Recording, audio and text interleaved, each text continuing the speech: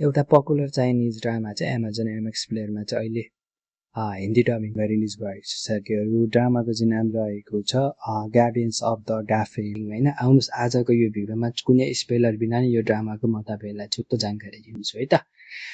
यो ड्रामामा चाहिँ स्टोरी के छ भन्दा चाहिँ यो एक टाइम ट्राभल कन्सेप्टमा बनेको ड्रामा रहेको छ भने यसको स्टोरी चाहिँ याङ लिन चाहिँ एक आधुनिक दुनियाँमा चाहिँ एक फेरि साधारण कर्मचारी हुन्छन् हैन। उ चाहिँ एक दिन चाहिँ टाइम ट्राभल गरेर चाहिँ डेपिङ साम्राज्यमा पुग्छन् हैन। जहाँ चाहिँ उ छियान नाम गरेका व्यक्तिको शरीरमा चाहिँ ट्रान्सफर हुन्छन् हैन।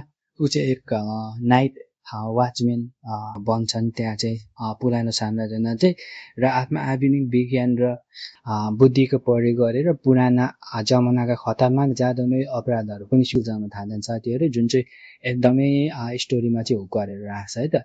यो ड्रामाको चाहिँ राम्रो पक्षको चाहिँ कुरा गर्नुपर्दा भनेको चाहिँ पहिलो चाहिँ डिलिङ वानको एक्टिङ र कमेडिङ टाइमिङ एकदमै बवाल छ। तपाईहरुलाई चाहिँ एक एपिसोड हेर्ने बित्तिकै यो ड्रामामा कनेक्ट गरेर राख्छ है त साथीहरु। दोस्रो चाहिँ यसको भिजुअल एक्सन सिन र CGI हो एकदमै महँगो जस्तै फिल हुन्छ साथीहरु हैन। त्यसको यसको जादुई शैली जस्तै शेरलक होम्स स्टाइलमा चाहिँ इन्भेस्टिगेसन गर्ने हैन निकै रोचक लाग्न सक्छ तपाईहरुलाई, जहाँ जादु र विज्ञान सँगै देखिन्छ साथीहरु हैन। अब यसको चाहिँ अलिकति नराम्रो पक्षको चाहिँ कुरा गर्नुपर्दा यसमा चाहिँ जादुमय दुनिया चाहिँ एकदमै अलिकति धेरै देखाइएको छ हैन।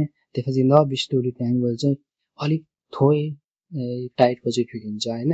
अलिकति त्यसलाई चाहिँ लभ स्टोरीमा पनि हल्का डेभलप गरेको भए चाहिँ अझ यो भन्दा राम्रो चाहिँ यो ड्रामा बन्थ्यो जस्तो फिल हुन्छ हैन। ओभरअल तपाईहरुलाई historical time travel action thriller ड्रामाहरु चाहिँ मन पर्छ भने चाहिँ यो ड्रामामा पनि एक टाइम दिनु होला। यसको चाहिँ टोटल अहिले 40 एपिसोड चाहिँ Amazon MX प्ले र प्राइम भिडियोमा चाहिँ रिलिज भएको छ भने चाहिँ यो ड्रामाको चाहिँ पर एपिसोड लेन्थ रहेको छ 45 मिनेट साथीहरु हैन। तपाईले यो ड्रामाको पहिलो एपिसोड हेर्ने बित्तिकै तपाईहरुलाई यो ड्रामाको क्यारेक्टरहरुसँग चाहिँ एकदमै स्ट्रङ कनेक्सन बन्छ के साथीहरु। र तपाईहरुलाई यो ड्रामाले चाहिँ कहीँ पनि बोर फिल चाहिँ गराउँदैन साथीहरु हैन। अब यसको चाहिँ IMDb रेटिङ रहेको छ 7.9 आउट अफ 10 हैन। म चाहिँ यसलाई रेटिङ दिन चाहन्छु 10 मा 9.5 आउट अफ 10।